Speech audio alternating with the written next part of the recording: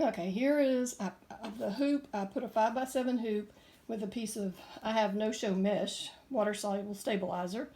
And you do the first step, which is sewing out the placement line. So you sew out this placement line.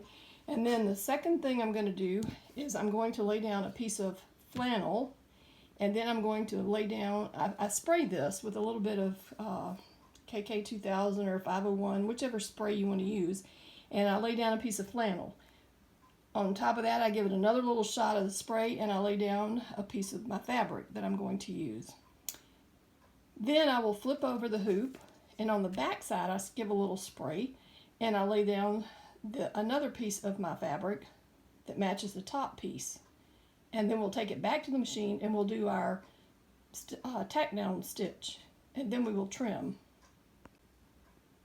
Actually today what I'm using is a piece of lightweight batting, and you can do this as well. You can use lightweight batting, you can use flannel, you can use whatever you want in between that makes it soft and washable. You can see on the back I have put down the piece of fabric, and you just smooth it out, get your wrinkles out of it, and then you'll take it to the machine. And be careful when you're putting the hoop on the machine that piece of fabric doesn't get rolled up. As you can see here, I'm starting to do the tack down stitch on the machine.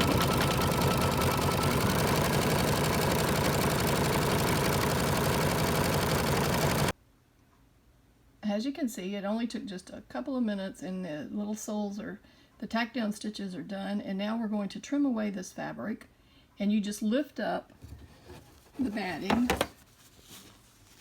and then you will trim right around the outside edge of this so that you don't get the stitches, but just very, very, very close to them.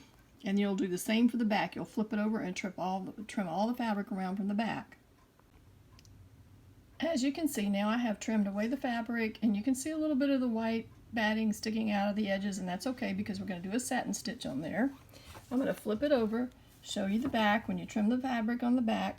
And I use these little scissors here that are little curved scissors. They go really, really close all the way around it, and they're very nice for trimming away in the hoop. Now we're going to put it back on the machine, and we're going to do the satin stitch.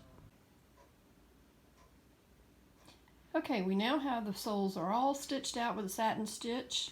You can see they're as pretty on the front as they are on the back, or the back as they are on the front. So then you will remove these from the hoop. You will trim the wash-away stabilizer really close to the satin stitch without cutting it.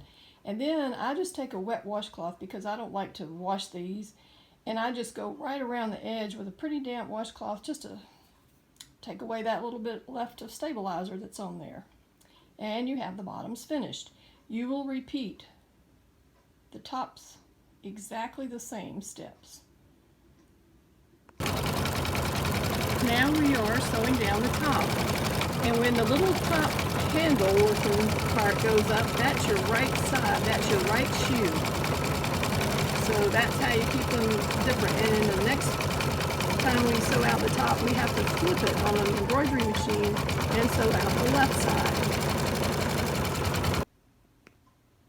Here's the top part sewn out, and as you can see, it's a little bit trickier to cut out because of the little scallops around it. But just get as close as you can without cutting it into the threads. And if you do snip a thread, it's okay because the satin stitch is going to cover it up. Happy fun trimming! As you can see, I have flipped the little top part over now. The little, I call it the bunny ear, sticking out to the left. So this would be the left side of your top of your little shoe. So I'm going to stitch it out, the placement line now, and finish it up.